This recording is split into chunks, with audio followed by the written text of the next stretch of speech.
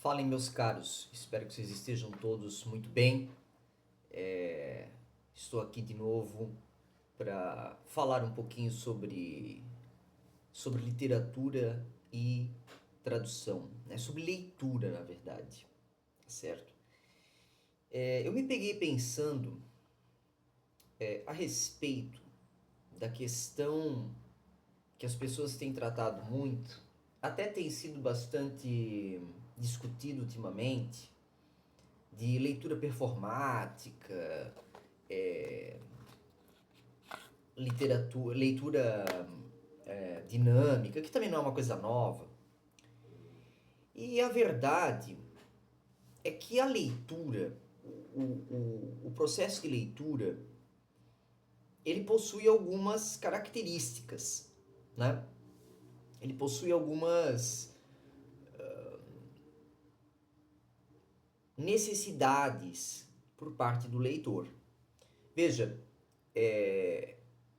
o primeiro tipo de leitura que nós temos é a leitura documental, né? Ou seja, você vai fazer um artigo científico, você vai escrever um trabalho acadêmico, você vai, sei lá, motivos profissionais, vai escrever algum tipo de documento.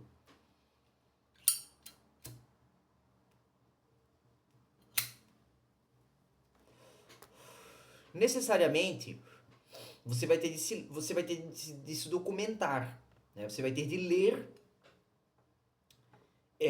livros, artigos, textos, a fim de ter um referencial teórico para se utilizar no seu trabalho, seja ele acadêmico, profissional, enfim.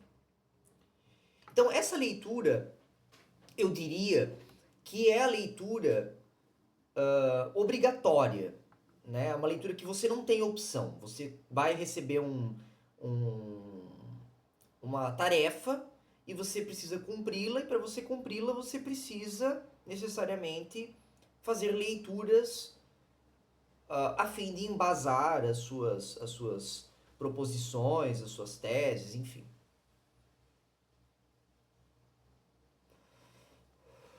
O problema é que muitas vezes, junto com esse tipo de leitura, a gente tem o que muitos chamam, né, de literatura canônica, né, que são os clássicos, são os autores ocidentais, que eles costumam dizer, né? Muitas vezes você vai ter de ler esses autores para o seu trabalho, se você for da área de literatura, se você for da área de teoria literária, da área de tradução. Muitas vezes você vai precisar ler não somente por prazer e por cultura, mas você vai precisar ler também por necessidade, né? Existe uma segunda possibilidade de leitura, que é a leitura por entretenimento, né? Que é o tipo de livro que a gente chama de livro comercial ou best-seller, né? Aquele tipo de livro que você compra e que você lê rapidamente, né? Inclusive isso uma coisa que me chama atenção, porque disse que no Brasil não se lê muito, disse que no Brasil as pessoas não têm a cultura, o hábito da leitura.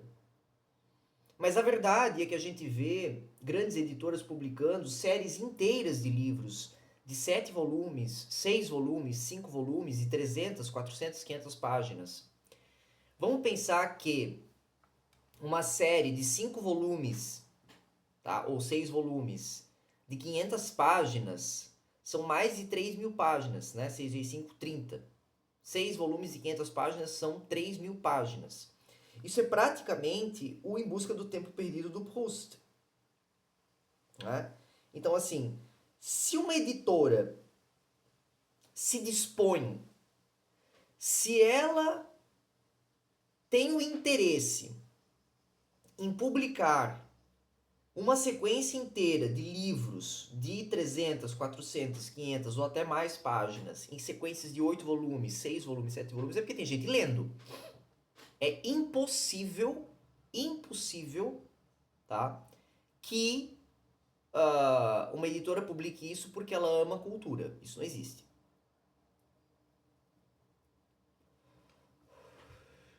É porque existe um público comprando e lendo.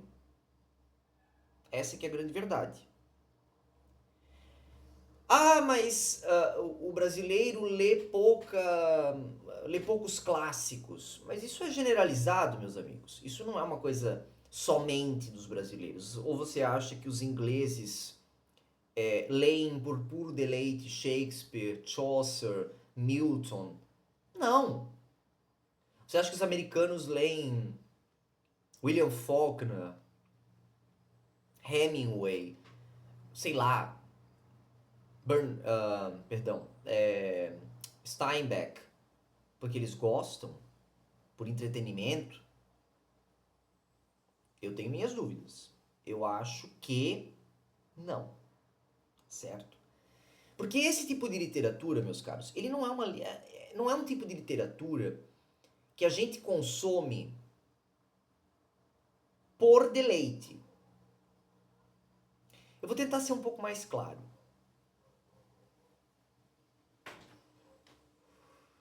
Quando eu vou ler, por exemplo, Stephen King, que é um dos meus autores de terror favoritos. O Stephen King, ele nunca negou, ele nunca teve vergonha de dizer que ele escrevia para vender, que ele era um autor comercial. Ele não tinha o menor pudor em dizer isso, e eu admiro isso demais nele, porque há muitos escritores por aí que são escritores comerciais, que vendem loucamente, que escrevem histórias rasas, sem profundidade, né, por mero entretenimento, e que querem ser ovacionados como clássicos. Né? Isso é um problema. O Stephen King, apesar de ser um escritor comercial, de ser um escritor de massa, né, ele tem uma cultura muito grande. Né? É um grande leitor dos clássicos, é um grande apreciador das histórias, não só de terror, mas dos clássicos em geral, de Shakespeare. E então, ele sabe muito bem que os seus trabalhos, eles não ecoam na humanidade.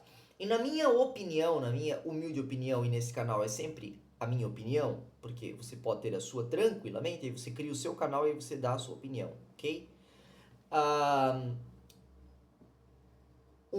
Uma grande obra, na minha opinião, ela se caracteriza como uma obra de alta literatura, embora eu não goste muito desse termo, mas uma obra canônica, uma obra, enfim, que vira um clássico. É uma obra que ela toca coisas que estão na condição humana. Eu vou dar um exemplo. A questão da traição. Você tem a traição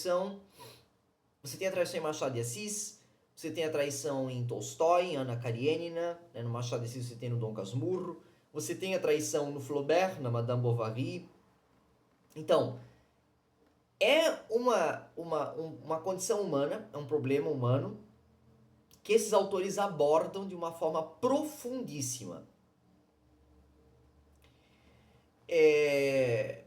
Você tem no Ulisses, também, do James Joyce, a questão da traição. Você tem em diversas obras literárias a questão da traição. A questão, por exemplo, do amor. Nossa, aí não tem espaço, né? Porque isso vai de Dante, Homero, até os escritores atuais. Todos eles tentaram, né, abordar o amor à sua maneira.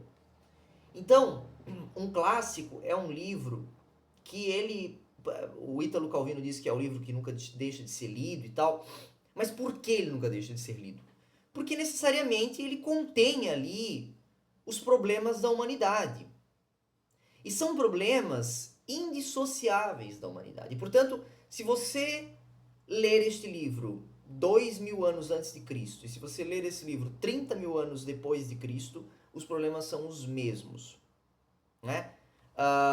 As dúvidas, os problemas que o Odisseu enfrentou, se você analisar simbolicamente, são problemas que nós enfrentamos nos dias atuais. Inclusive, o próprio James Joyce faz essa paródia, né, da Odisseia.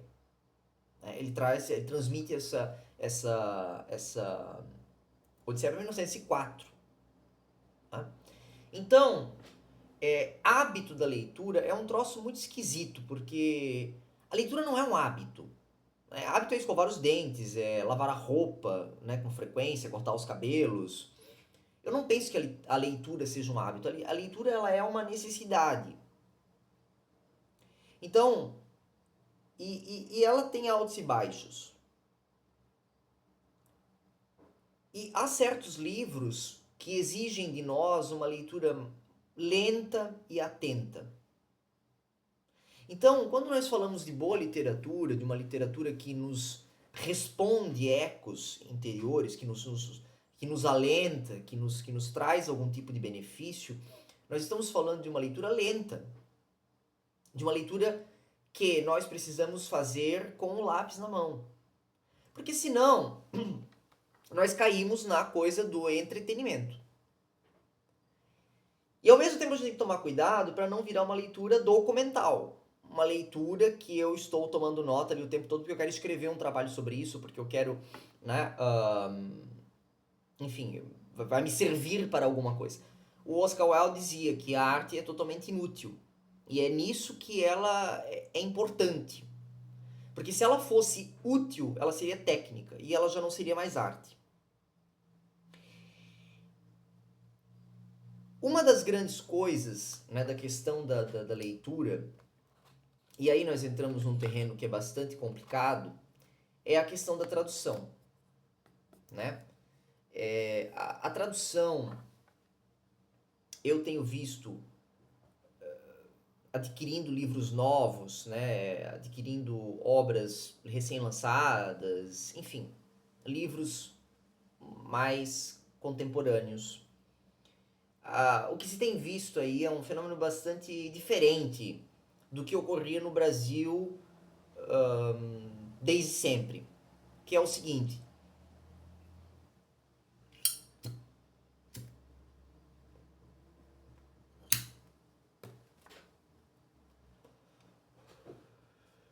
antigamente, o tradutor de um texto literário, ele não era, na maioria das vezes, um tradutor de profissão. Então você pega, por exemplo, Carlos Drummond de Andrade, Raquel de Queiroz, Clarice Lispector, que mais? Muitos autores do modernismo brasileiro, por exemplo, foram também tradutores. A Cecília Meirelles, enfim.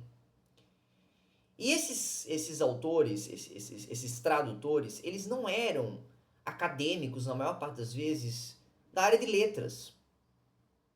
Eles eram meramente jornalistas, advogados, médicos, eu lembrei agora do Carlos Alberto Nunes, engenheiros como Ítalo Eugênio Mauro. Eram pessoas que tinham amor à literatura, né?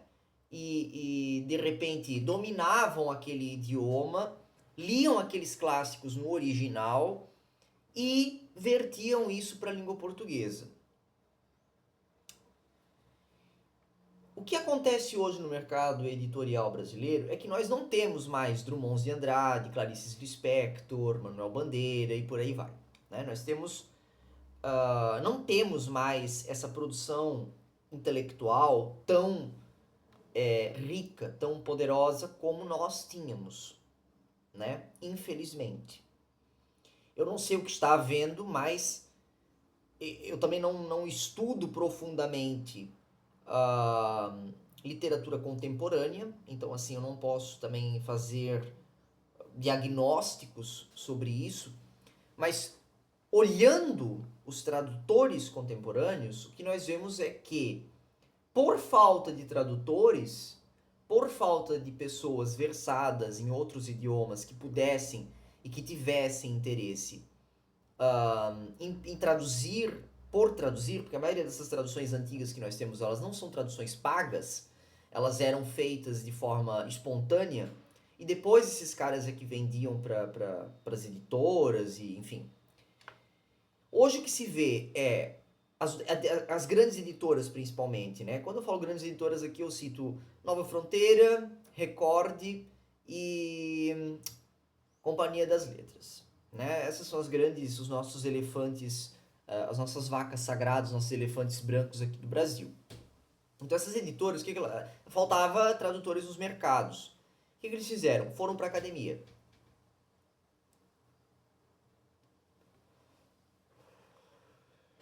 Então, não havia literatos, não havia pessoas vinculadas à literatura em si, né? Escritores, portanto, poetas, e eles acabaram tendo de recorrer às universidades para buscar tradutores de lá. E aqui nós entramos num problema que é a questão da técnica, né? Esses caras, eles têm um domínio absurdo, né? Absurdo dos idiomas que eles estudam. Então, assim, é natural, é evidente que, do ponto de vista linguístico, do ponto de vista vocabular, essas traduções são impecáveis. Excelente. Por outro lado, do ponto de vista literário, do ponto de vista estilístico, essas traduções são ruins. E até semântico também. Essas traduções são horríveis, né? Eu estou falando das traduções das línguas que eu conheço, que é o inglês e o espanhol e o francês que eu leio. Então, eu pego às vezes algumas obras de tradutores consagrados, tá certo? E encontro uma porrada de problemas.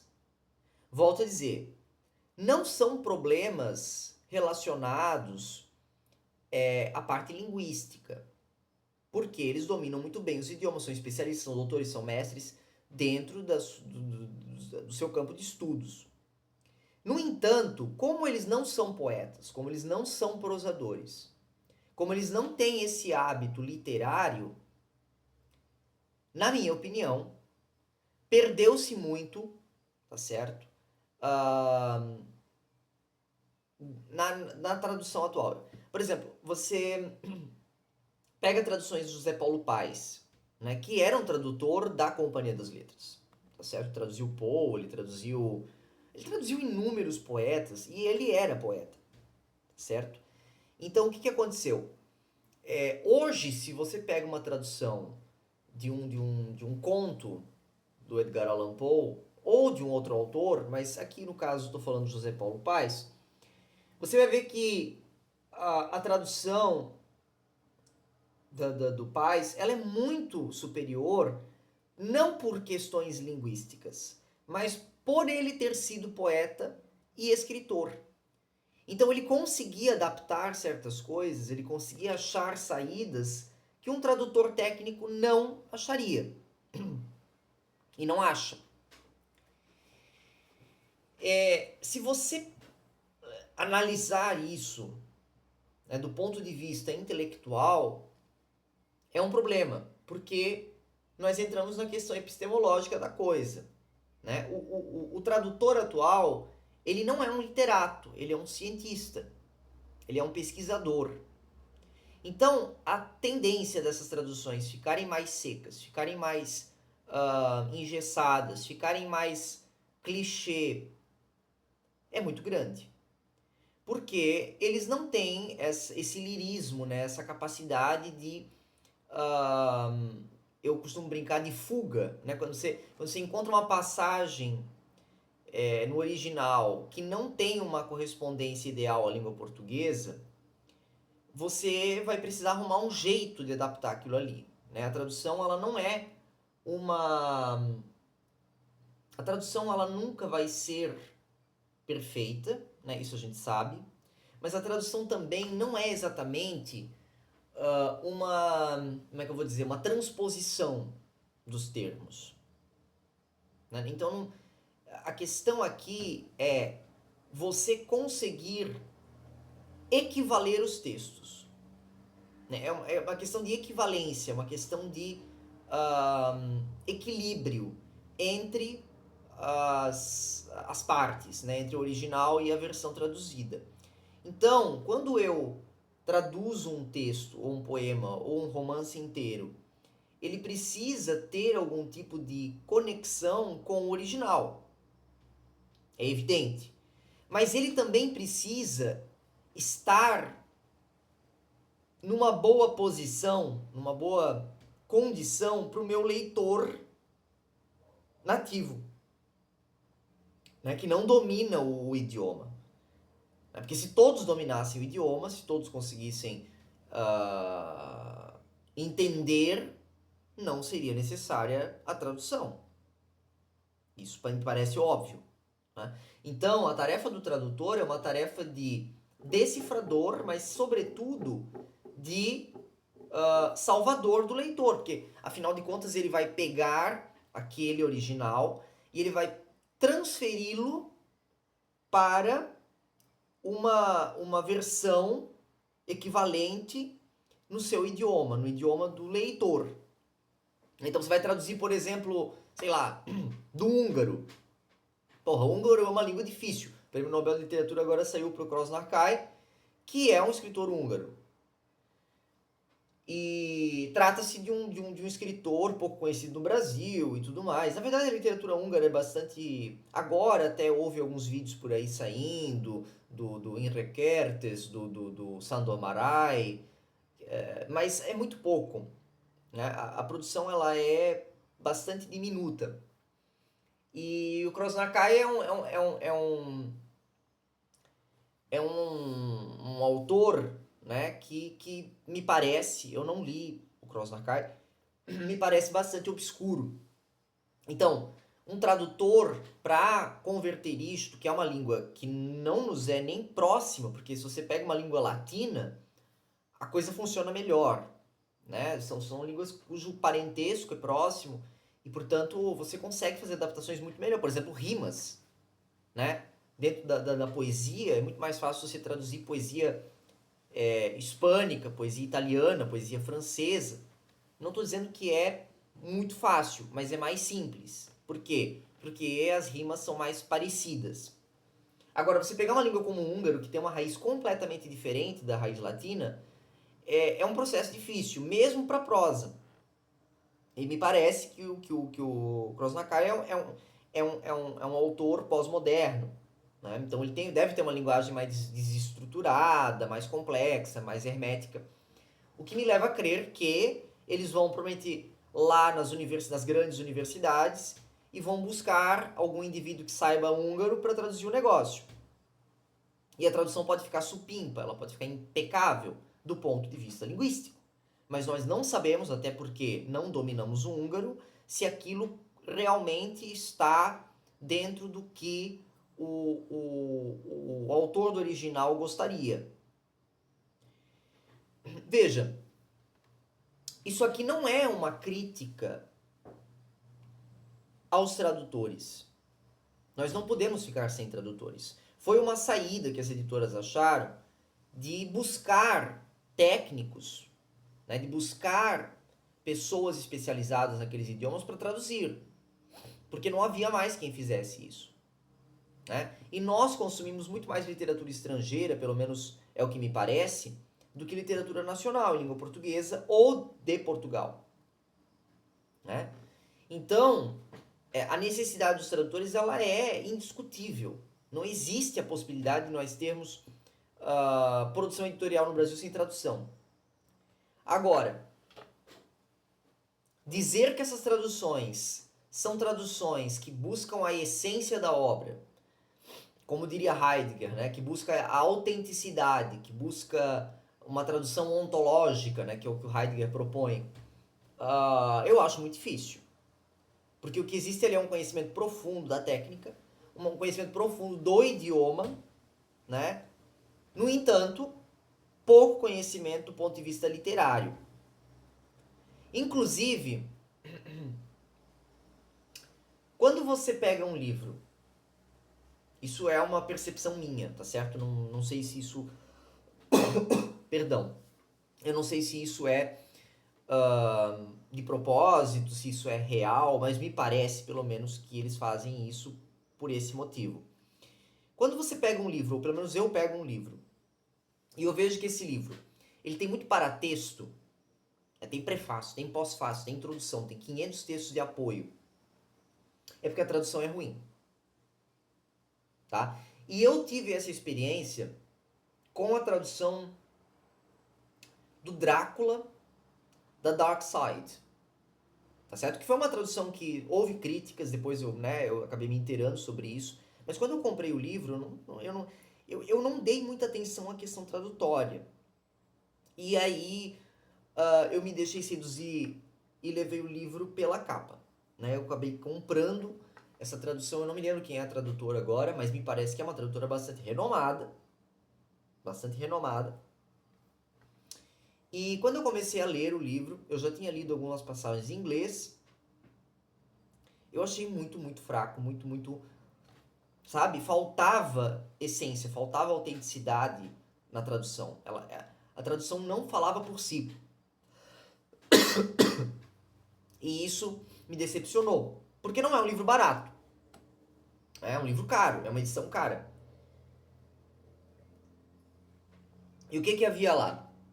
Uma fortuna crítica enorme.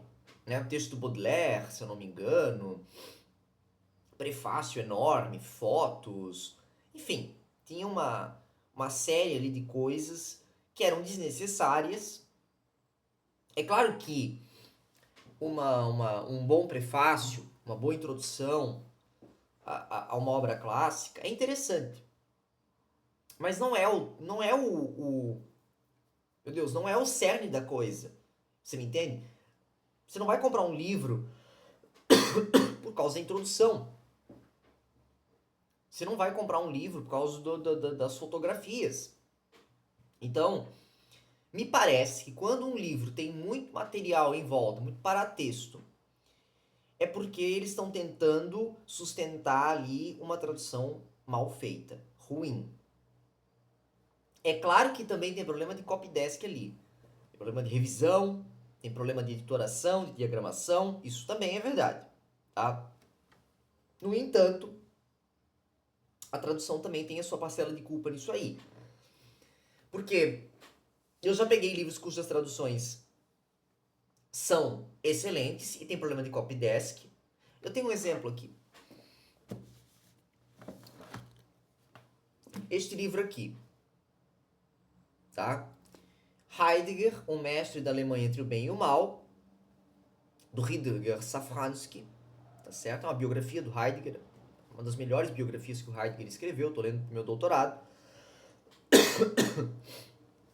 E a tradução dessa biografia é da Lia Luft, tá? Que escreveu ela traduziu várias biografias. Ela traduziu a biografia do James Joyce, do Richard Ellman, calhamaços. O que eu notei aqui? Essa edição da editora Geração, a tradução é fantástica. Lia Luft, eu já tinha lido a biografia do Joyce e li, né, essa biografia recentemente do Heidegger. Na verdade, eu reli. E o livro está cheio de erros. Mas não são erros da Lia Luft. São erros de revisão, de digitação. Talvez até são erros da Lia Luft, mas não são erros de tradução. São erros de digitação. Falta uma letra, falta um acento, falta... Sabe? Então, é um problema da editora isso aqui. Não é um problema do tradutor, não é um problema da obra. É um problema da editoração do livro, do copydesk. Tá entendendo? De revisão do livro.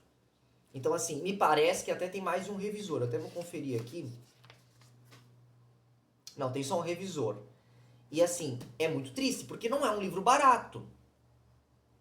Não é um livro barato. Certo? É um livro caro, é um livro técnico, né? Um livro para quem estuda Heidegger, para quem tem interesse, né, em conhecer a obra do Heidegger e, sobretudo, a vida. E me custou aí facilmente R$60 esse livro. Eu acho caro, porque é um livro brochura, não tem nada de demais aqui. Então, é decepcionante, porque você compra um livro, uma boa tradução, e também tem esse problema que é a questão da editoração. Pensando nisso, eu me lembrei aqui também da questão do livro gourmet, né? Que é um problema. Existem hoje muitas editoras aí vendendo livro gourmet. E eu não tenho nada contra. Eu não tenho nada contra. Eu acho que edições bonitas são muito bem-vindas. Eu acho que são agradáveis de ler, sabe, trazem um ar agradável para o livro. Eu não sou nada contra. Eu acho interessantíssimo. O problema é que tem algumas editoras disfarçando traduções ruins, disfarçando traduções de domínio público e vendendo a preços absurdos livros gourmet. Esse é o grande problema, tá certo? Então, assim, a questão não é o livro ser belo, o livro ser bem receber uma boa editoração, ter uma excelente, né, uma capa, uma sobrecapa de veludo e não sei o que, lombadas pintadas de dourado ou de prateado, e a tradução ser uma merda, né? Não adianta. Ou, como aconteceu com o Drácula, que esse eu nem tenho mais aqui comigo, doei. Que você tem a lombada bonita, a capa bonita, uma porrada de paratextos e tal, e a tradução é uma merda. Tá? E problemas, inclusive, de revisão, dentro do próprio texto. Então, às vezes eu fico preocupado, porque eu vou comprar uma edição de luxo, né? E às vezes a edição de brochura lá da década de 70, de 80, tem uma tradução melhor, tem uma versão melhor do que aquela que eu vou comprar nova. E que, teoricamente, por ser uma edição de luxo, por ser uma edição cuidadosa, deveria ser cuidadosa também na parte, né, de copy desk. E não é na maior parte das vezes. Esse é o problema.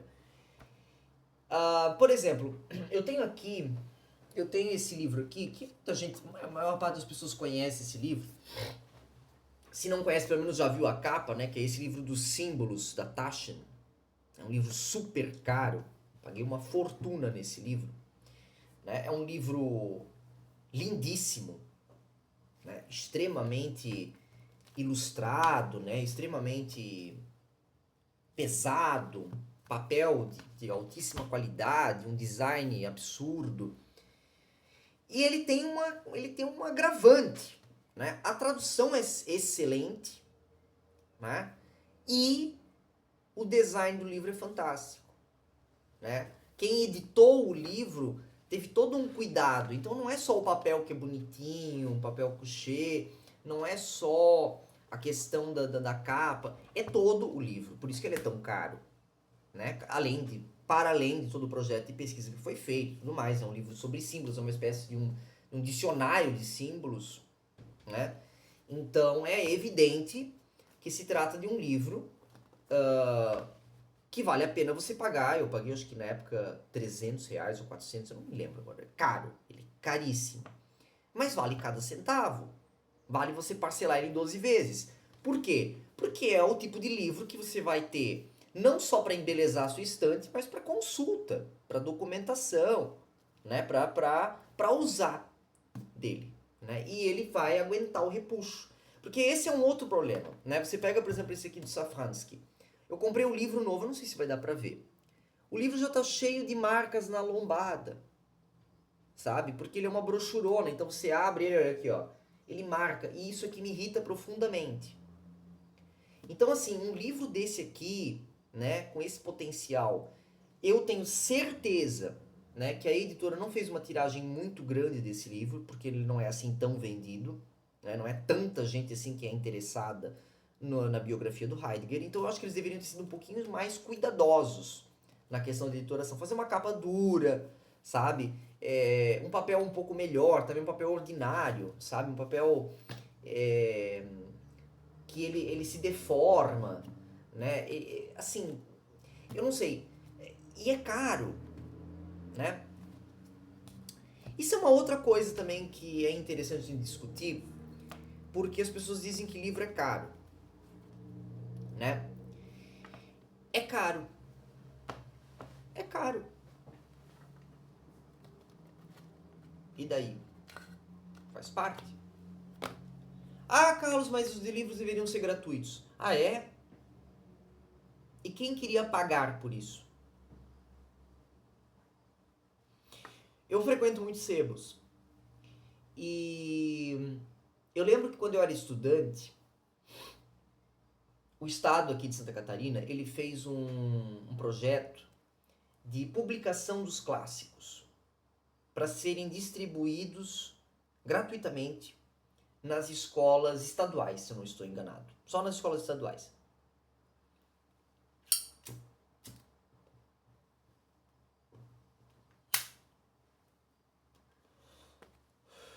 Então, foi um projeto enorme. Imagina, né? Milhares de livros foram impressos, custeados pelo governo do estado, a fim de incentivar a leitura. Né? Então você tinha lá, você tinha Cruz e Souza, você tinha Luiz Delfino, autores catarinenses e até autores de outros estados também. O que aconteceu? Hoje eu frequento sebos. Eu acho que a maior parte das tiragens desses livros que foram doados, veja bem, foram doados para os estudantes, estão nos sebos.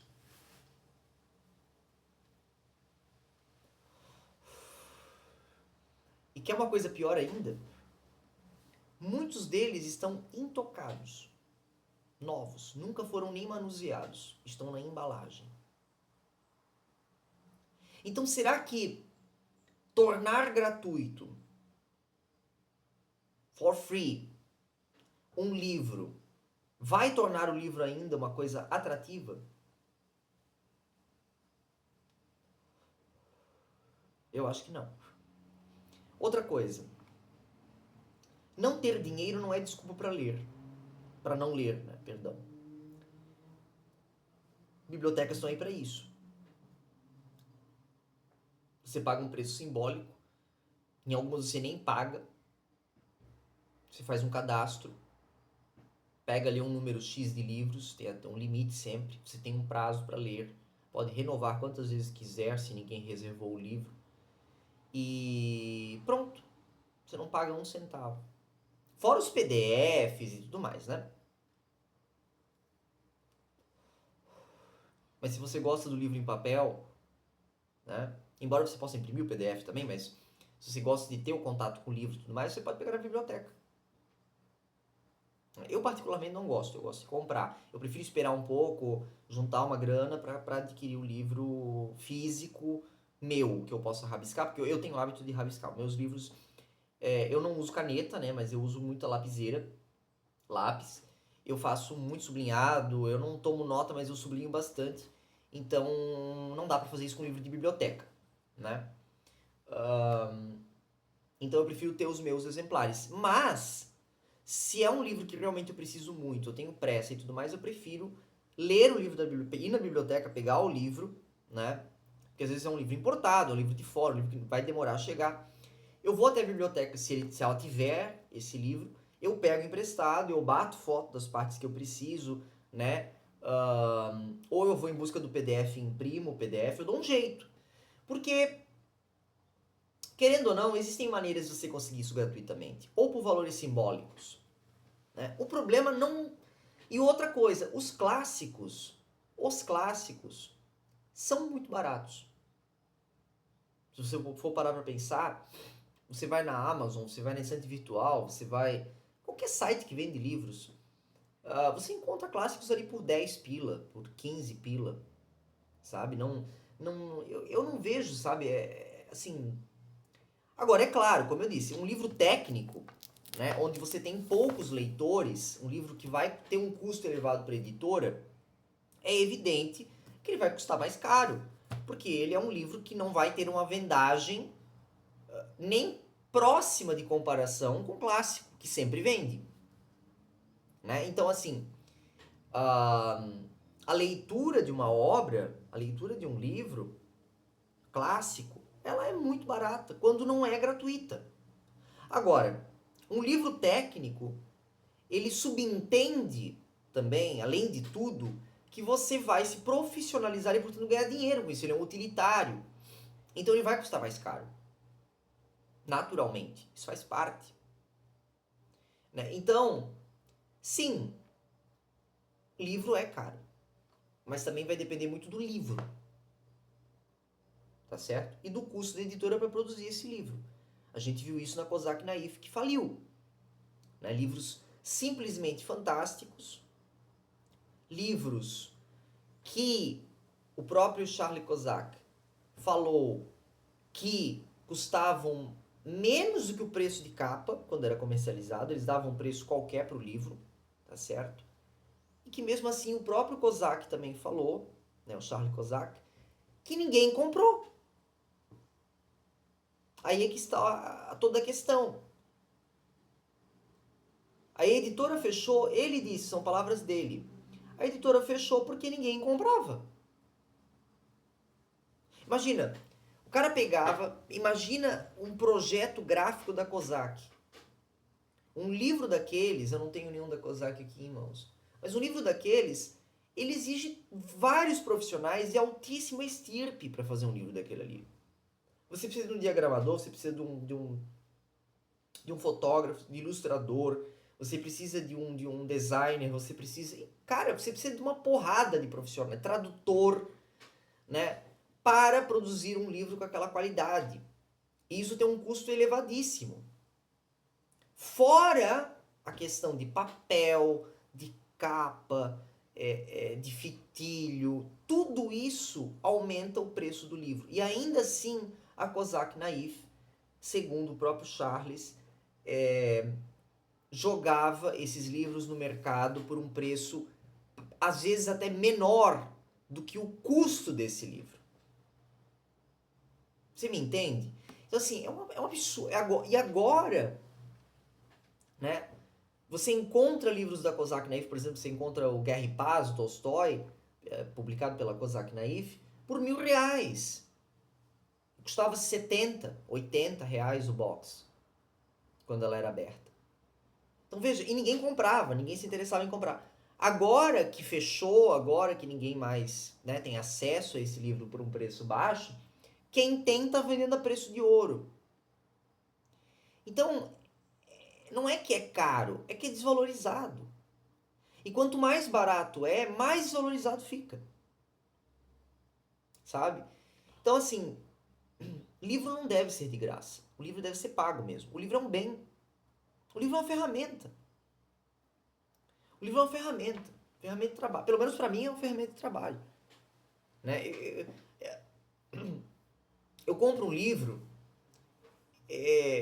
para usar, para ler, para consultar, para trabalhar.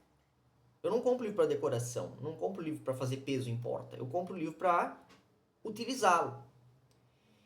Então, muitas vezes há falhas no mercado editorial. Eu concordo. Mas há também muitas falhas por parte do público leitor, que espera que o livro caia aos seus pés por um preço simbólico ou gratuitamente.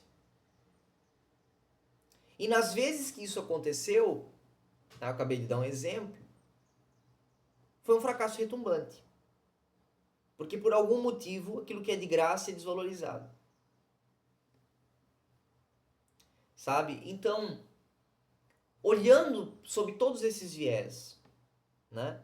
Olhando sobre todos esses aspectos,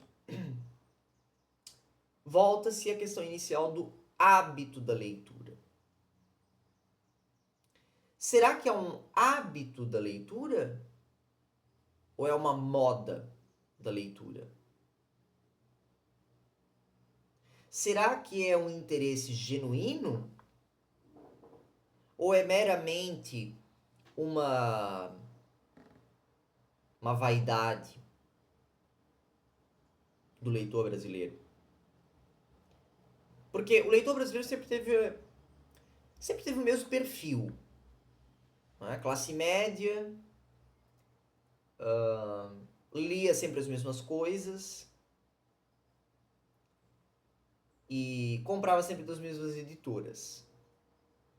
Essa que é a grande verdade. Será que esse perfil mudou? Será que as pessoas não estão comprando livros para nem sequer ler, ou fingir que leu, né, a obra, e depois fazer lá a resenhazinha bonitinha no YouTube e divulgar isso e ter milhares de visualizações, sabe? Não sei, eu não sei. A verdade é que o indivíduo que realmente está preocupado, né, com seu conhecimento, com a sua, com a sua cultura, né, com a sua erudição, que eles gostam de usar esse termo, né, com a sua aplicação em relação a determinado conhecimento, eu acho que essa pessoa não aparece, sabe? Ela não tem interesses vaidosos. E certamente ela leu muito mais do que esses performáticos, ela leu com muito mais qualidade, né? Ela tem uma relação com a leitura muito mais profunda do que esses leitores aí performáticos. Tá? Eu li 8 livros num mês. Lindo, maravilhoso. Foi útil para você? Porque assim, existe também isso, né? A leitura, ela precisa trazer alguma coisa de útil. Ela não pode ser... Se for, claro, se é uma leitura proposta para entretenimento, beleza. A gente sabe que existe esse tipo de livro. Eu mesmo, igual como eu já falei, eu gosto de ler Stephen King por entretenimento. Eu sei que eu não vou aprender nada lendo Stephen King. Eu sei que eu não vou me questionar existencialmente lendo Stephen King. Eu sei disso. Eu vou até esse livro para me divertir, né? Para tentar distrair do mundo, espairecer. Agora, se eu me proponho a ler Dostoiévski, Tolstói, Flaubert, Stendhal, Faulkner, é porque eu quero ser incomodado. Você me entende? Eu quero ver que ecos da condição humana ecoam em mim. Se isso vai sintonizar, se isso vai mexer em alguma corda, como a gente diz na psicanálise. Né? Então, a experiência da leitura não é um hábito. A experiência da leitura, ela é uma experiência. Então você não... O hábito é uma coisa meramente técnica, uma coisa meramente, sabe? Por exemplo, escrever um diário é um hábito. Ler é uma busca da sua identidade, do ser, da autenticidade. Então, se você se propõe a ler um clássico, se você se propõe a ler um livro a sério, é um livro mais difícil, um livro mais profundo, ele tem de ser uma experiência para você e não um hábito. Agora, se você vai ler um livro de entretenimento, pode ser um hábito. Ah, eu li toda a obra da Agatha Christie. Excelente. Excelente. Né? Eu tenho certeza que você não aprendeu nada com esse livro, com esses livros. Por quê? Porque talvez aprendeu uma técnica ou outra de detetive, não sei o quê, mas assim, nada que seja, como é que eu vou dizer, aplicável na sua vida, né? Você aprendeu um troço ali que é uma cultura inútil, né? E certamente esse livro não ecoou no seu espírito, porque é um livro de entretenimento e a própria Agatha Christie sabia disso também, né?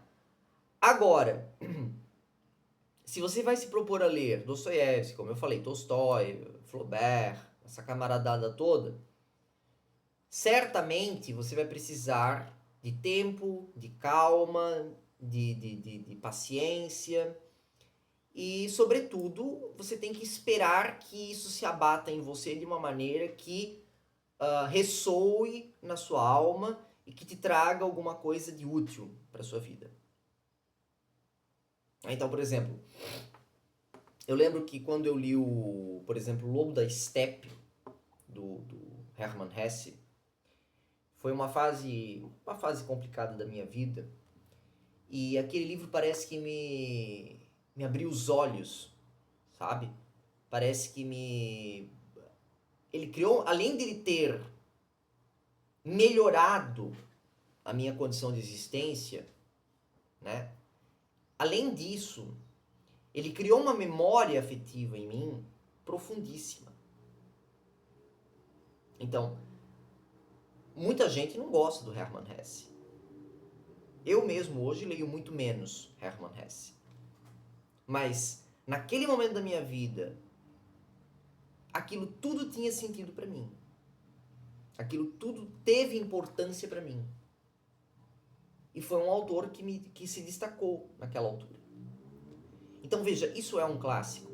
O clássico não é só o livro que nunca deixa de ser lido, mas é o livro que impacta você. Porque tem clássicos que não vão impactar. Né? Eu, por exemplo, li o Stendhal, que todo mundo ovaciona como um autor assim, a Cartucha de Parma, o Vermelho e o Negro, eu achei ok. Né? Eu achei. De repente você vai ler esses livros e vai ficar encantado, encantada. Né? Como muita gente idolatra O Morro dos Ventos Uivantes, o Wuthering Heights, da Emily Bronte, e eu não vi nada demais. Sabe? Então, o clássico, ele é um clássico, ok. Mas para você, o que ele diz? Qual é o papel, qual é a função desse livro na sua vida? Ele te fez uma pessoa melhor? Ou, pelo menos, ele conseguiu trazer algum tipo de consolação para você? Se sim, ele é um clássico verdadeiro para você. Né? Ele é um livro que certamente nunca vai ser esquecido, certamente ele vai sempre aparecer na sua mente e às vezes até vai te trazer insights para coisas do futuro. Né? Acontece uma coisa com você e você pensa, pô, mas aquele livro que eu li do Dostoiévski, do Joyce, do Faulkner, sei lá, aconteceu algo similar. E eu consigo aplicar, de repente, aquele subterfúgio na minha vida, praticamente, de forma literal, na prática. Né? Uma coisa que era literária, teórica, ficcional, eu consigo adaptar para a vida real. Meus caros, eu acho que é isso. Eu penso que tradução e leitura são dois assuntos muito delicados, né? Existe muito gosto pessoal envolvido também. As pessoas, elas... não é só estética, não é só isso, é gosto mesmo. A pessoa, às vezes, pode ter uma apreciação por o que a outra não consegue entender aquela apreciação. Né? Porque acha aquela obra, aquela produção irrelevante. Então eu penso que essa minha percepção de que o clássico ele precisa ser influente para você, né? Eu acho que é a definição melhor de clássico que eu consegui encontrar. Ou que eu consegui encontrar, pelo menos para mim mesmo, como leitor. Né? O que é um bom livro para mim? Um bom livro para mim é um livro que me impacte de alguma maneira. Porque há certos livros que impactam de maneira positiva e que mesmo assim trazem um aprendizado imenso. Né? Então aqui não é uma questão de gostar ou não gostar, mas de impactar, de trazer um fundamento para sua vida. Tá certo? Então, meus caros, muito obrigado. Fico muito feliz que você esteja aí. Né? Espero que você reflita sobre isso também, que você veja o que é para você um clássico, né? O que é para você a leitura, a tradução, como você vê a tradução, se você quiser deixar nos comentários, fique à vontade, né? Se você quiser deixar a sua curtida também, se inscrever também, né? Esse canal, como eu já falei antes, ele não é um canal com vistas a inscritos, a curtidas e não sei o que, monetização, não tem nada a ver com isso, né? Eu fiz esse canal para trazer minhas ideias, para trazer minhas opiniões e de repente ter boas conversas, né? Boas discussões com quem assiste, tá certo? Então, em breve estarei aí de volta publicando mais coisas sobre literatura, filosofia, psicanálise e por aí vai. Tudo bem? Tchau!